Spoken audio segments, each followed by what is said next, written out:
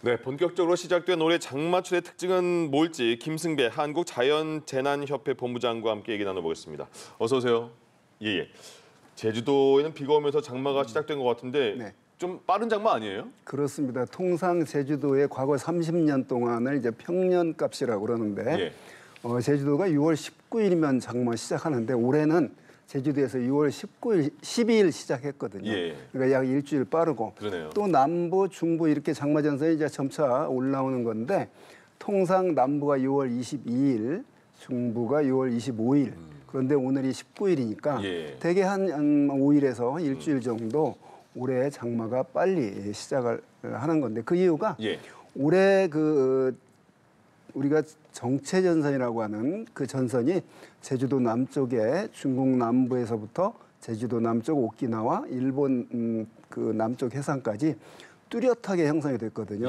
그러니까 바닷물의 온도가 서태평양 바닷물가 평년보다 높고 올해 4월, 5월을 기억해 보면 상당히 좀 추운 날이 많았지 않습니까?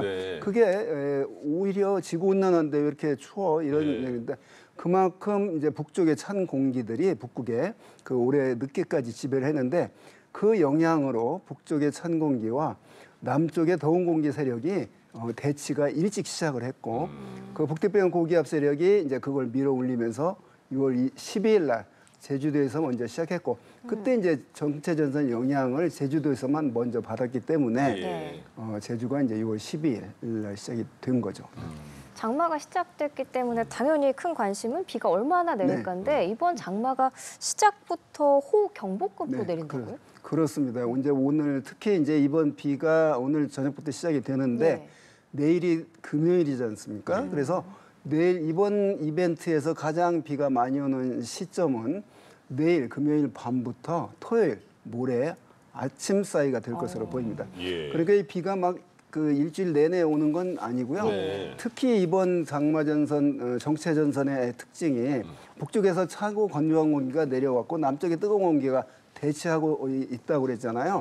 그 경계면이 그러니까 동서로 길게 비가 오는 지역이 있고 남북으로는 좁은 지역에 통상 우리나라 여름철 장마 때인데 바로 여기에서는 150mm가 내리는데 옆에는 10mm밖에 내리지 않는 그런 어떤 지역 간에 큰 편차가 클 것인데 올해 어찌되건 남부에서 오늘 시작하는데 상당히 강한 비로 시작을 하는데 그 이유가 남쪽의 더운 공기와 북쪽의 찬 공기가 세력이 극명하게 다르기 때문에 그렇습니다. 그러니까 내일 금요일 밤부터 토요일 아침 사이에 많이 온다고 하셨는데 어디가 그럼 많이 오는 거예요, 지역이? 아까 말씀드렸듯이 좁은 지역에서 이렇게 많이 내릴 거거든요.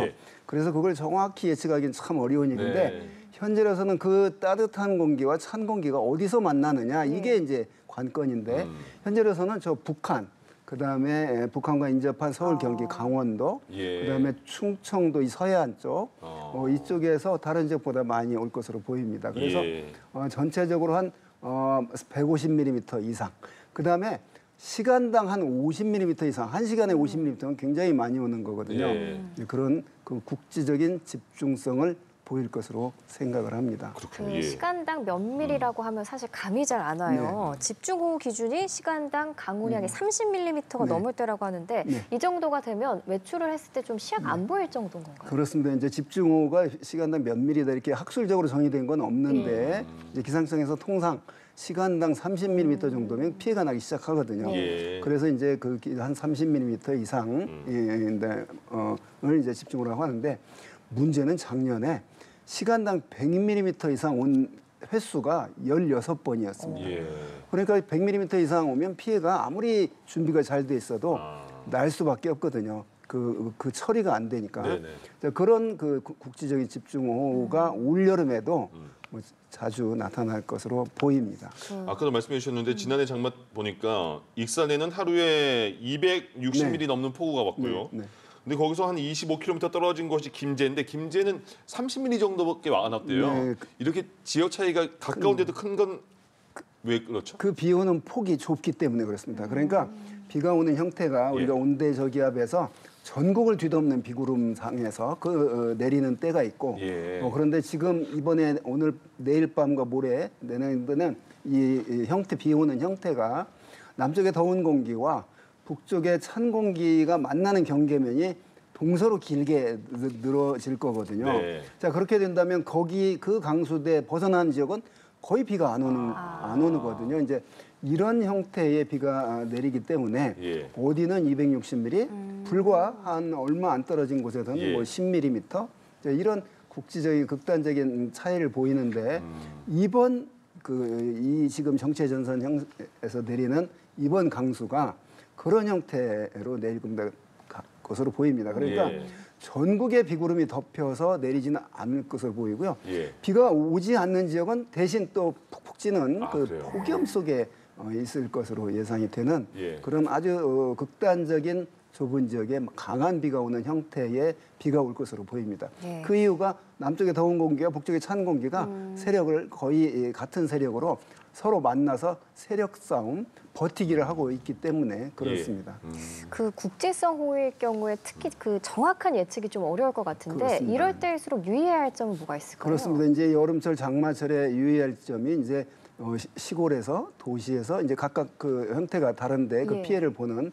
자, 지금은 우선 특히 도시 같은 경우 강남 그 폭우 생각나잖아요. 예. 결국은 물이 빠지지 않아서 예. 그렇거든요. 그래서 이번에 특히 대통령이 한번 강조하던데 우수관 막혀 있는지 한번 잘 살펴봐야 되고요. 점검을 미리 해야죠. 왜냐하면 그 사소한 거거든요. 그 비닐이나 낙엽이 그 배수구를 막아서 그렇기 때문에 아마 이번에는 뭐 그런 거에 대해서 지자체가 상당히 신경을 써서 할 텐데 예. 그런 거. 그다음에 농촌 지역에서는 이제 농경지 침수 또 그게 우려가 되고요.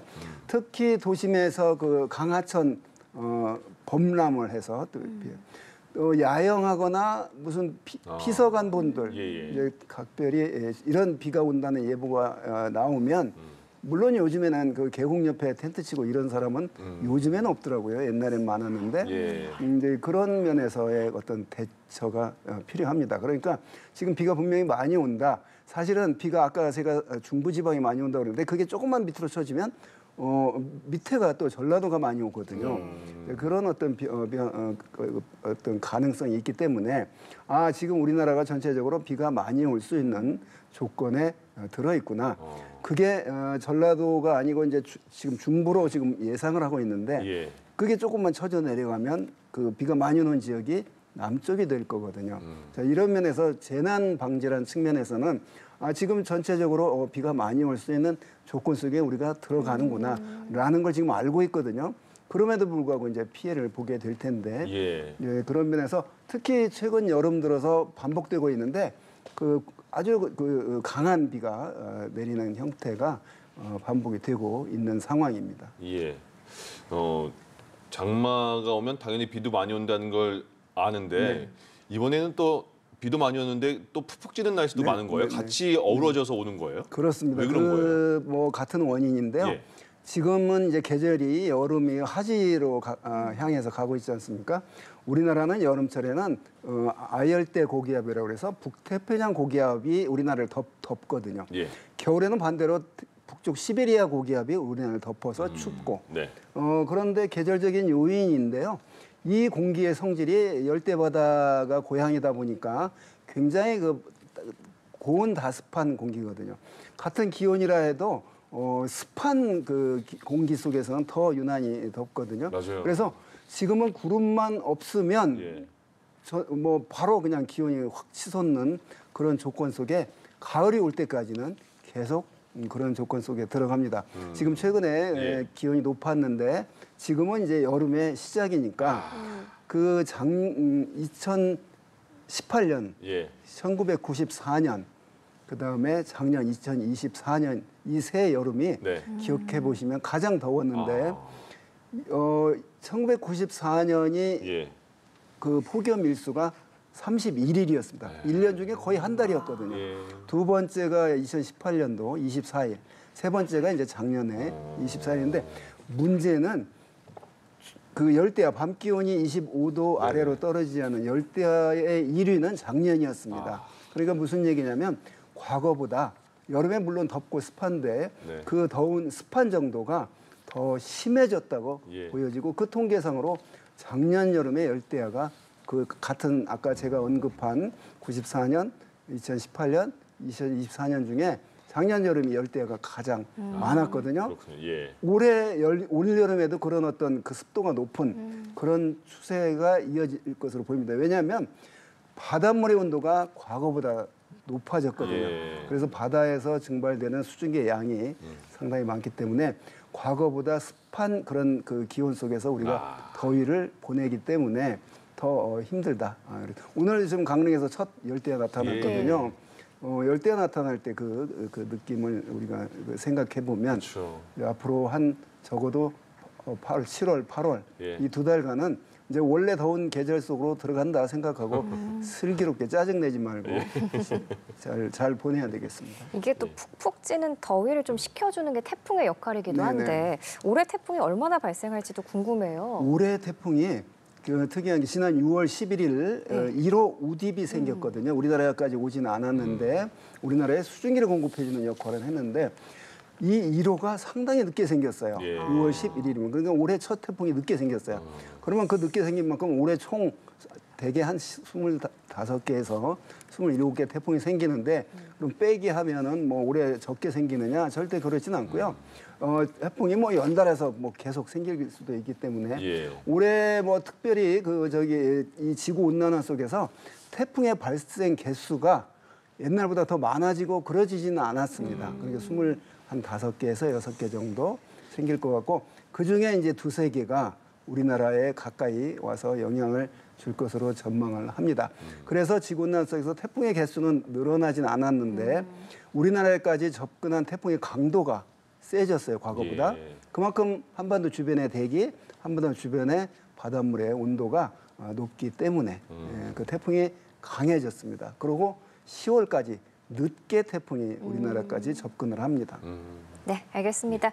본격 시작된 올해 장마철의 특징, 김승배 한국자연재난협회 본부장과 얘기 나눠봤습니다. 잘 들었습니다. 고맙습니다. 네.